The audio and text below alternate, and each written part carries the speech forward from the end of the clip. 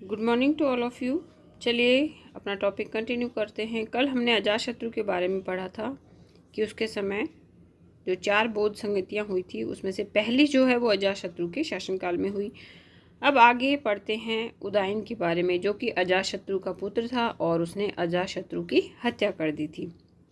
उसका time period जो है वो 460 से 445 ईसा पूर्व तक रहा। चलिए शुरू करते हैं। उदयन ने गंगा व सोम नदियों के संगम पर पाटलिपुत्र कुसुमपुर नामक नगर की स्थापना की। ये बहुत इंपॉर्टेंट है एग्जाम के पॉइंट ऑफ व्यू से कि कौन सी 2 नदियों पर किस नगर की स्थापना की। तो नदियाँ कौन सी थी? गंगा व सोन के संगम पर पाटलिपुत्र, जो कि कुसुमपुर के नाम से भी जाना जाता, तथा राजगृह के स्थान पर पाटलिपुत्र को नई राजधानी बनाया। देखिए उदयन ने किसको राजधानी बनाया? पाटलिपुत्र को नई राजधानी बनाया। उससे पहले क्या थी? राजगृह। उदयन जैन धर्मावलंबी था और एक राजकुमार द्वारा जैन साधु का वेश धारण कर,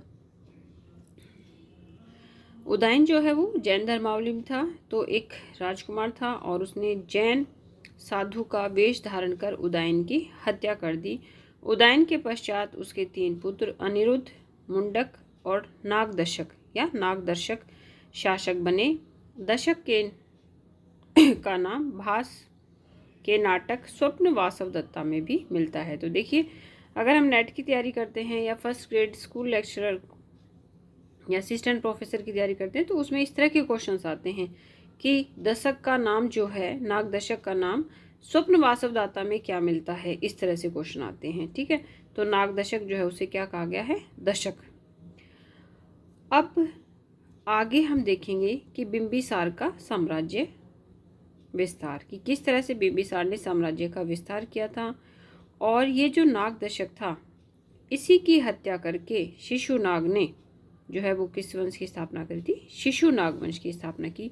शिशुनाग वंश को पढ़ने से पहले हम देखेंगे बिंबिसार का साम्राज्य विस्तार।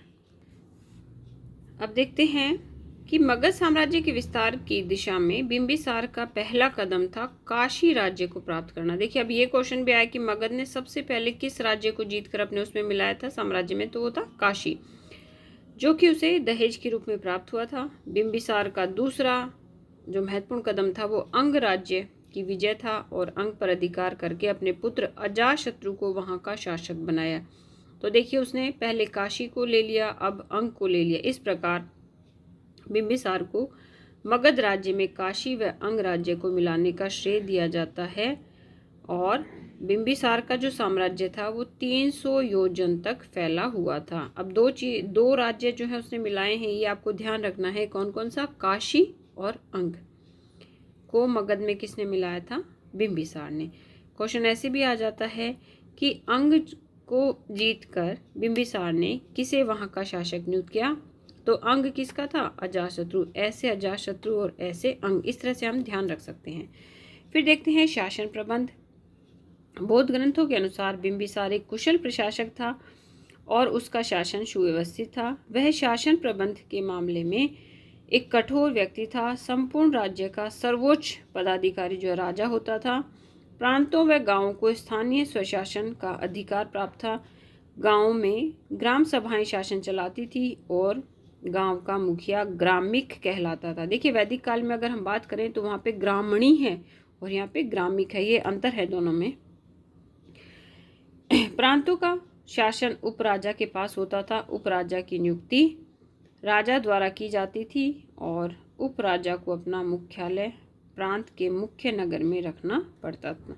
तो आज की वीडियो में फ्रेंड्स इतना ही। कल की वीडियो में फिर से इस टॉपिक को ही कंटिन्यू करेंगे। मेरी वीडियो अगर आपको अच्छी लगती है तो प्लीज़ लाइक करें, शेयर करें, सब्सक्राइब करें। मेरी वीडियो देखने के लिए आप सभी का धन्यवाद।